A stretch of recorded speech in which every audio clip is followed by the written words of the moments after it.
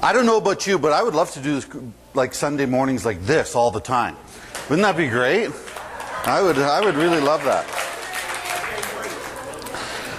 I'm of the firm belief that anything goes better if you can put whipped cream on it.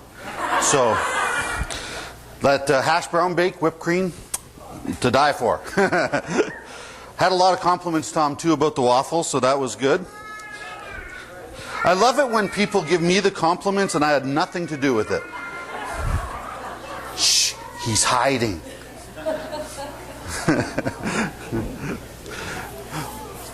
Good Friday. I'm going to read today's message, or for today's Bible reading from the Message. It's found in Isaiah chapter 53. And this is sort of a, you might say it's a strange type of reading for Good Friday, but what it does is actually, it's Isaiah telling us about Good Friday, hundreds of years before it happened. So this is what Isaiah has to say. Isaiah 53 from the Message.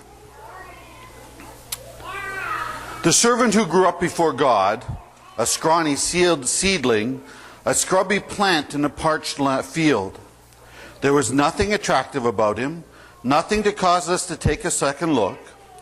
He was looked down on and passed over, a man who suffered, who knew pain firsthand. One look at him and people turned away. We looked down on him, thought he was scum. But the fact is, it was our pains he carried, our disfigurements, all the things wrong with us. We thought he brought it on himself, that God was punishing for him for his own failures. But it was our sins that did that to him, that ripped and tore and crushed him. Our sins. He took the punishment, and that made us whole. Through his bruises we got healed. We're all like sheep who've wandered off and gotten lost. We've all done our own thing, gone our own way. And God has piled all our sins, everything we've done wrong, on him. On him. He was beaten, he was tortured, but he didn't say a word. Like a lamb taken to be slaughtered, and like sheep being sheared, he took it all in silence. Justice miscarried, and he was led off. And did anyone really know what was happening? He died without a thought of his own welfare. Beaten, bloody for the sins of my people.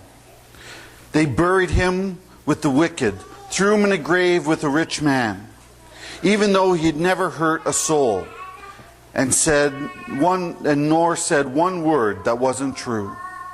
Still, it was what God had in mind all along, to crush him with pain. The plan was that he gave himself as an offering for sin, so that he'd see life come from it. Life, life, and more life. And God's plan will deeply prosper through him. Out of that terrible travail of soul, he'll see that it's worth it and be glad he did it. Though what he experienced, my righteous one, my servant, will make many righteous ones, as he himself carries the burden of their sins. Therefore I'll reward him extravagantly, the best of everything, the highest honors, because he looked death in the face and didn't flinch, because he embraced the company of the lowest. He took on his shoulders the sin of many. He took up the cause of all the black sheep. May God add his blessing to his word this morning.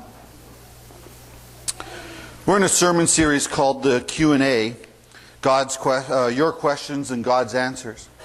And this morning we're not having like a full-blown 35-minute sermon. It'll only be 30 minutes. No, it's really just a devotional thought. And when we come to Good Friday, the question that always comes up is, why did Jesus have to die? That is the question. I mean, of all the things that God could have done that maybe we think should have done, instead of allow Jesus to die, why is it that Jesus had to die? And if you watched The Passion of the Christ, the movie, I have it at home. I haven't watched it since I saw it in the theater the first time, because it freaked me out so much. It still sits there, but I can't watch it. But if you've ever watched it and you see the actual, just a glimpse of how horrible that day was for Jesus, when he was crucified on the cross, when they flogged him and they beat him and they spit on him and they put this crown of thorns on his head. It's absolutely gruesome. It's grotesque how he died. But in all of that, it sort of we come to like, why did it have to happen that way? Why is it that when we look at Easter,